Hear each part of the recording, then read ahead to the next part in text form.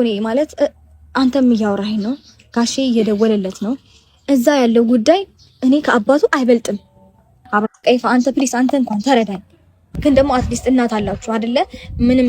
እንደዚህ ምድር ብቅል ወይም ደግሞ ከሰማይ ዱብ አላላችሁ እናት ነው የወለደቻችሁ አመጣ ገባ ስለዚህ የሴት ልጅ ህመም ስሜቷን ትረዳላችሁ በትንሹም ቢሆን ብዬ አስባለሁኝ ነው አሁን አንቺ እናት ሆነሻል ወንዶቹ ላይ ረዱሽ ይችላሉ ከአባቱ አስበልጦ እንግዲህ ሄርሜላን አስበልጦ ሄርሜላን ጋር ቁጭ ብለዋል ማለት ነው በጣም ነው የሚያሳዝነውና አንቺንና ልጁን ማስበለጥ ነበረበት አባቱ ማስበለጥ ነበረበት መስማት ነበረበት መምጣት ነበረበት እንግዲህ አይ እኔ አልመጣም ካለ እናንተ ማስገደድ የለባችሁም ሁለት ደግሞ አንተ በቻልኩ አቅም ወንድምህን ማሳመንና ወንድምህን ገባ የሱ ጥፋት እንዳለ ሆኖ መሸፋፈን ሊሸፈንለት አይገባም በቃ ጥፋት ነው አጥፍቷል የምር ነው እግዚአብሔር እናንተ ተጋር እንደዚህ ተበጥቶ በቃ ማንንም ላይ ፈልግ ይችላል ግን ደግሞ ህይወቴን ምኖረው እኮ እኔ ነኝ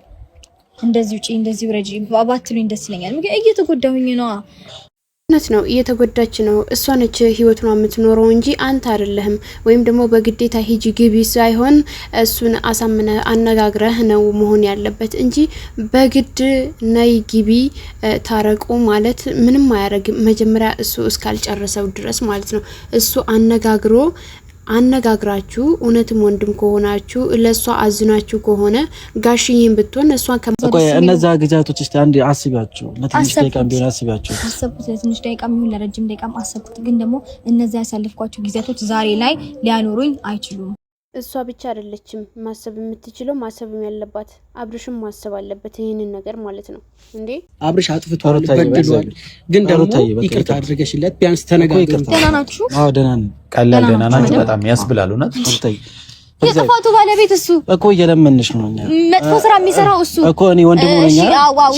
ያንተ የወንድምነትን ዋጋ የሚያሳጣክ እሱ የእናት አባቱን ክብር ዝቅ እያደረገ ያለ እሱ አንተ ምን ቤት ነህ አንተ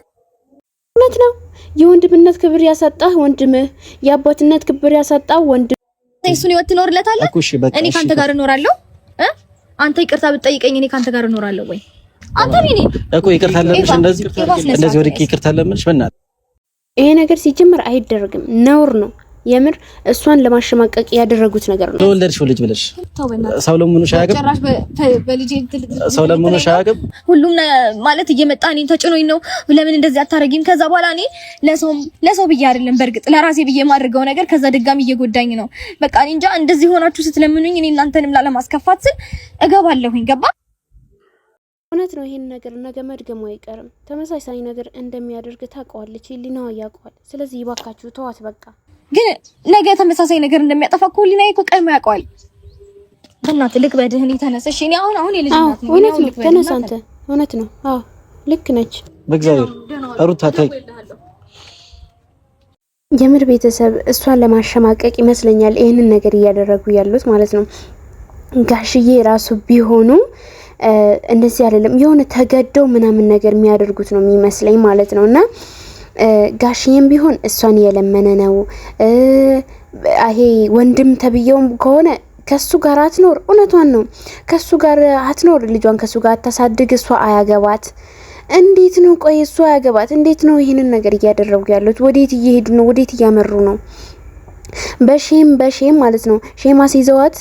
እንደ አብሮ እንዲሆኑ ነው እየፈለጉ ያሉት በርግጥ በሼም ራሱ አብሮ ቢሆኑ ራሱ ማለት ነው መጀመሪያ እሱ ይቅርታ ካልጠየቃትና ይቅርታውን ተቀብላ አብሮ እስካልሆኑ ድረስ ይሄንን ነገር እኔ ያልደግመው ብሎ ይቅርታ እስካላለ ድረስ እንዴት ነው ከሱ ጋር መኖር የምትችለው የሱ ፋንታ እናንተ ይቅርታ መጠየቁለት እኮ የሷ ህይወት እናንተ አይደላችሁ የምትኖሩላት እንዴት እንደዚህ አይነት ነገር ታደርጋላችሁ የምር ቤተሰብ በጣም ነው የሚያስጠላውና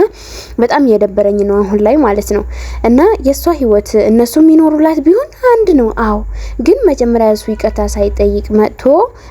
እነሱ መጥቶ ይቅርታ አርግለት ይቅርታ ምናምን ነገር ማለት ሳይሆን መጀመሪያ እሱ ይቅርታ መጠየቅ አለበት በአግባቡ በስነ ስርዓት ማለት ነው ይሄንን ላይፍ ይሄንን ዝሙት መስራት ይሄንን ነገራቶችን ፈልጎ ነው እንግዲህ እሷን እንደዚህ የሚያንከራትተው ማለት ነው ኖ እንደዚህ መሆን የለበትም እሱም በስነ ስርዓት አነጋግሮ መጨረስ አለበት ካልፈለገ ደግሞ መተው ነው እንጂ ነገ የሷ ህይወትን እየተሰቃየች መኖር አትፈልግም ስለዚህ ያንን ነገር አብረን ብንሆን ራሱ ይሄንን ነገር እንደሚፈጠር ህሊና ያውቀዋል ስለዚህ ባካችሁ ተውኝ እያለች ነው። ተዋት በቃ እንደፈለገች ትሁን ትኑርበት፣ እሷን ተዋት ባካችሁ ተዋት።